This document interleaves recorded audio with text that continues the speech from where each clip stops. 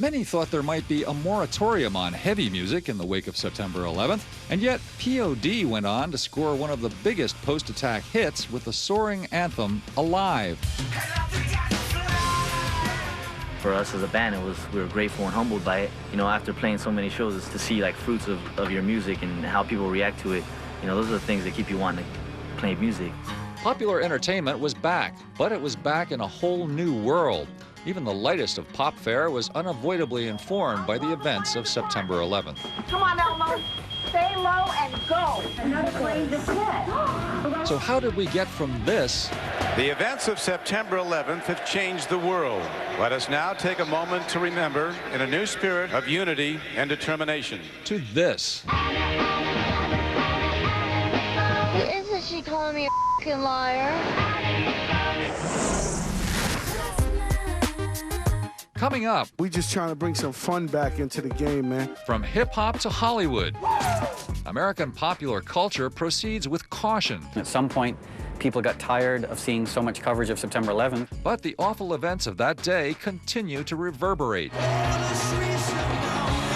The road to so-called normal, when we return.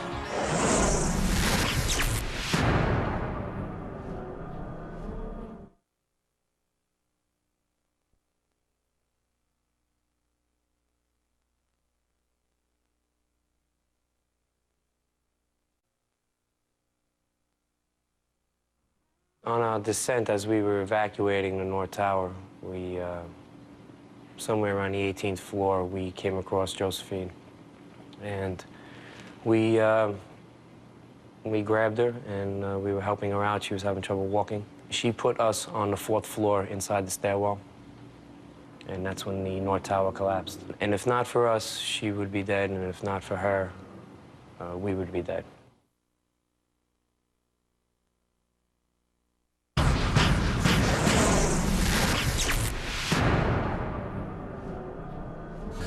In the wake of 9/11, American popular culture came to a virtual standstill. Entertainment in general had just gone on a macabre sort of holiday. It stopped. But the national longing for a return to some sort of pop culture normality was noted just 3 weeks later by the satirical news weekly, The Onion. My original headline was, I think, "Where have you gone, J-Lo?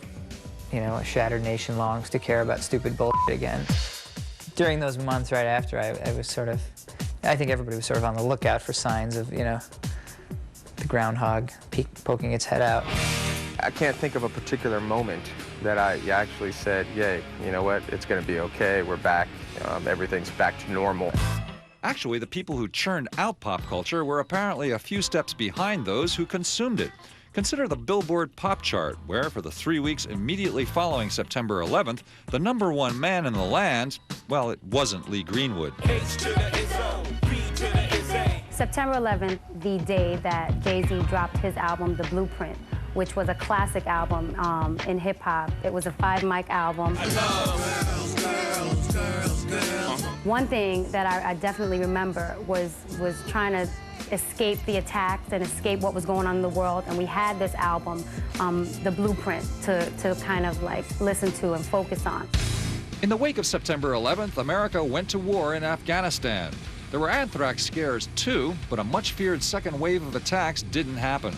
And although the country's celebration of heroic police officers and firefighters continued, by October, the nation's #1 movie was all about a very bad cop. Today's a training day, Officer Hoyt. Show you around, give you a taste of the business, you know? Later that month, CNN, the country's main conduit for terrorist attack news, dropped off the top of the cable ratings chart and was replaced by the usual occupant of the #1 spot, the kids channel Nickelodeon. Who lives in a pineapple under the sea? Movie studios have been nervous about releasing any film with a terrorist theme, but in November, Universal decided it might finally be okay to put one out, the CIA thriller Spy Game. It has just been confirmed that the Chinese have arrested an American operative of the CIA. Nobody complained, so Sony actually moved up the release date for its brutally realistic war film, Black Hawk Down. They're shooting at us! We'll shoot back! Noting this shift in the wind, other studios also started bringing out movies they'd put on hold. Who kills women and children? You Americans are so naive. By year's end, perhaps wearied by the unending media coverage of 9/11, the public appeared to be moving on. Although the Tribute to Heroes TV telethon had racked up massive ratings, the album drawn from the show tanked when it was released in December. Not only that, but the undisputed queen of frothy pre-9/11 pop was suddenly back in full effect. Please welcome Britney Spears. We had the largest crowd since 9/11. 5 months after the attacks, that great American sports event, the Super Bowl, was played. And the halftime show was a patriotic extravaganza, with U2 frontman Bono paying tribute to the victims of 9/11.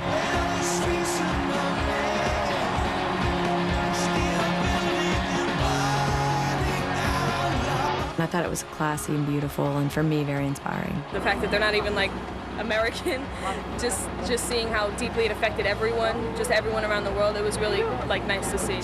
But even as Bono was hoisting the flag, rival network NBC was siphoning off viewers with that most reliable of old-school ratings grabbers, TNA, with the Fear Factor Playboy Bunnies. This was American life as it had been just before this had all happened. When you've got not only the Super Bowl, but Fear Factor and Playboy Bunnies, that is a recipe for, it was so September 10th. The 9/11 attacks had made most commercial pop culture seem too meaningless to ever again be relevant. But just 146 days later, memories were receding, and pop was back in a big way. Now, obviously, the people who run the major media outlets did their focus research, and at some point, people got tired of seeing so much coverage of September 11th. We saw it's on every single day. So, I mean, there has been times you're like, oh man, I don't want to have to deal with this right now. Memories of 9/11 hadn't completely faded by March of 2002, but 6-month memorials looking back at the attacks now had to compete for the public's attention with a resurgent wave of traditional pop trivia. On March 10th, the playing of the CBS documentary 9/11.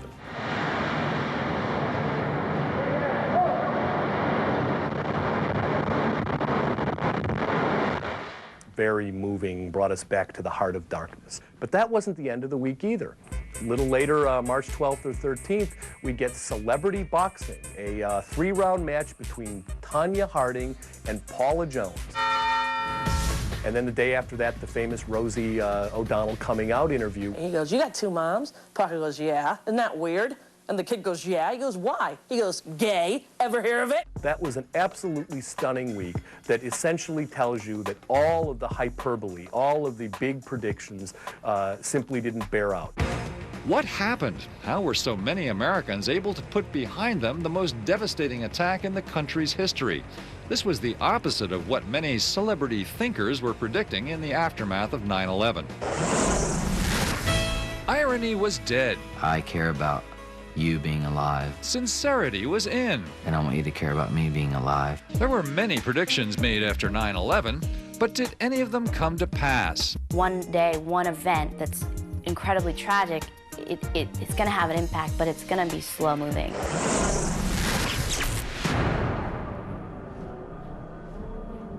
I just hope that we don't forget about how much we needed each other in the hours that followed. How much those of us that were lucky enough to survive and that were lucky enough to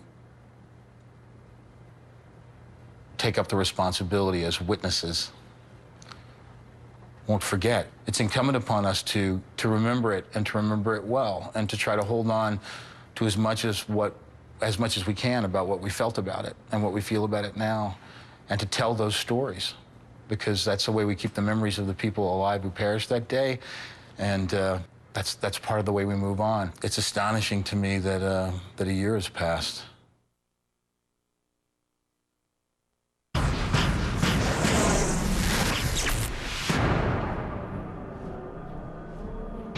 In the aftermath of September 11th, many Americans were overwhelmed by feelings of sorrow, fear, and uncertainty. It's so crazy right now. Everything's different. My whole life's different. In those early days, it seemed as if everything were being called into question, from our obviously flawed national defense to the nature of our popular culture. And with that came these hyperbolic predictions. People made statements like, "This changes everything." I think music was already headed to being more content-oriented. I think these attacks definitely might give that a kickstart. This was one of the more widespread prognostications of the post-9/11 period, that the happy, fun music of the past 5 years would now give way to a more serious 60s-style musical engagement with the real world. Oh, the times they are a-changing. I thought that people would be yearning for something deeper, and they'd be looking for a spokesperson to sort of make sense out of all of it. To be like the second coming of Bob Dylan, who could sort of be the person who could give some kind of understanding to these times that are not understandable. Musically, we're coming out of a phase that was incredibly pop. So to go from that, to go from like a Britney song to, you know, a John Lennon type song. I think it's a little bit jarring. I think that, you know, one day, one event that's incredibly tragic, it's gonna have an impact, but it's gonna be slow moving. So what about hip-hop, a music rooted in social observation?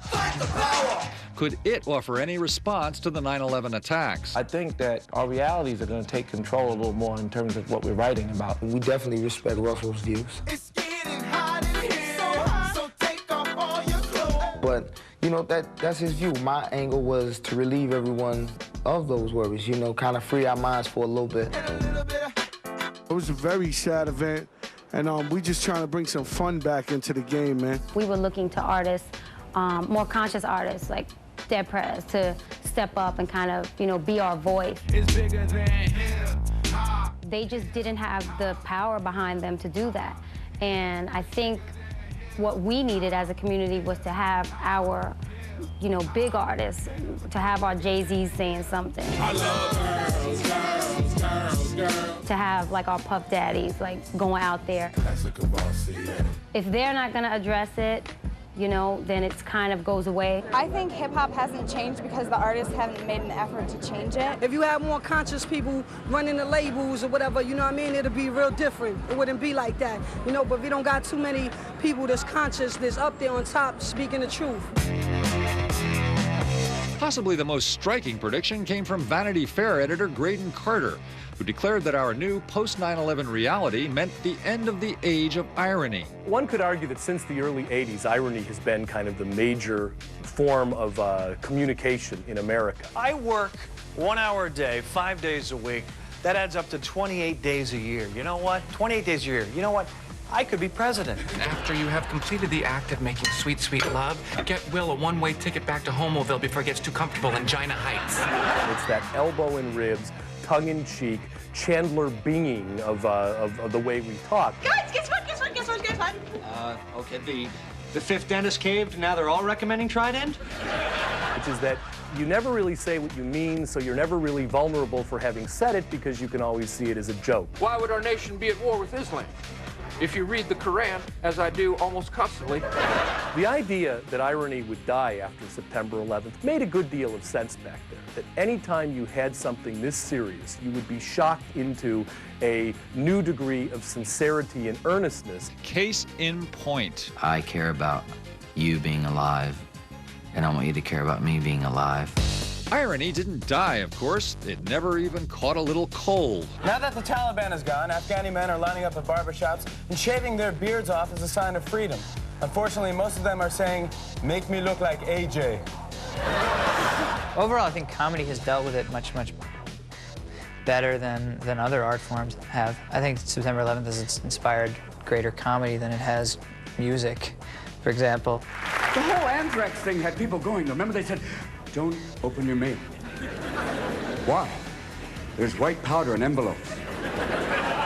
Really? Maybe it's because it's 6 months or 8 months later that I was able to get away with it. But it's also, I'm not really, pushing the envelope in some ways, but just talking about the stuff that we've all gone through.